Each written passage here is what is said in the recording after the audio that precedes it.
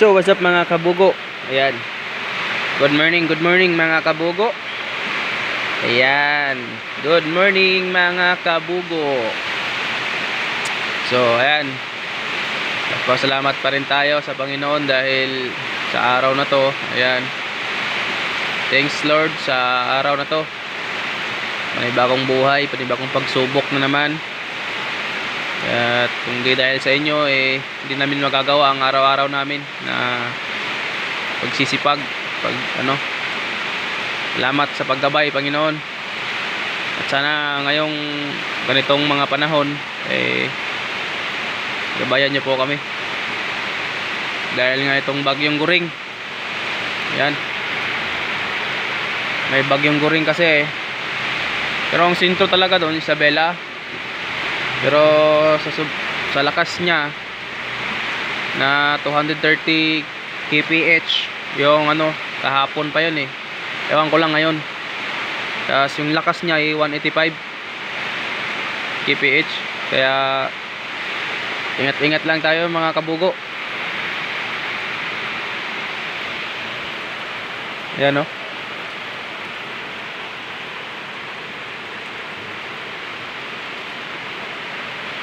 bale hindi na siya gaanong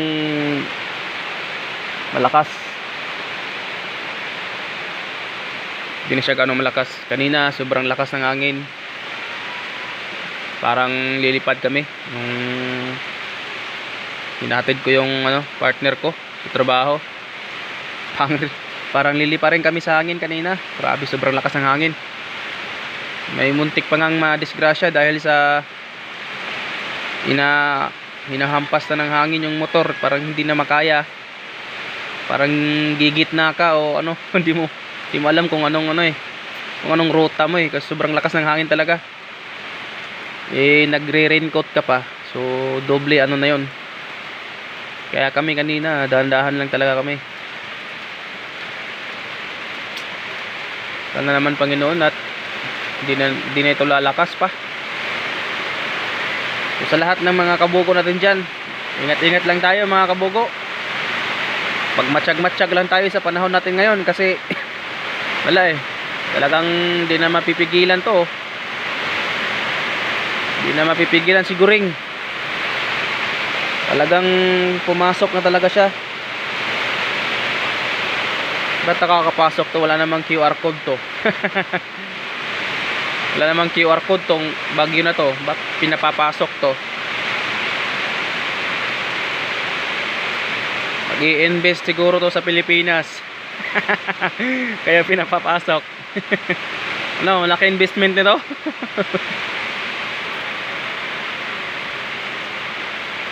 Wag namang ganun Guring. Kawawa yung mga kamatis ko.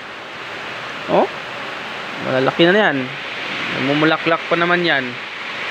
Talagang Guring ka.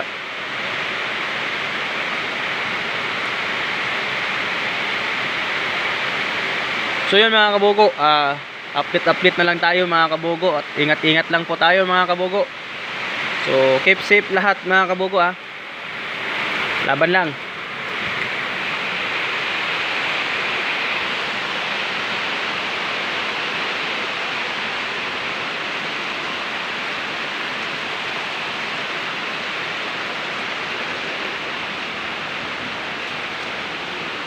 Ayan, sobrang lakas talaga.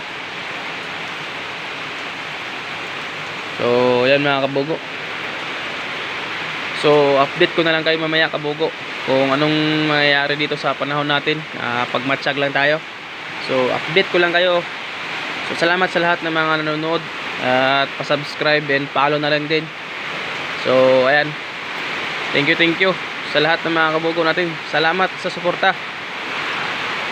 Thank you. Bye-bye.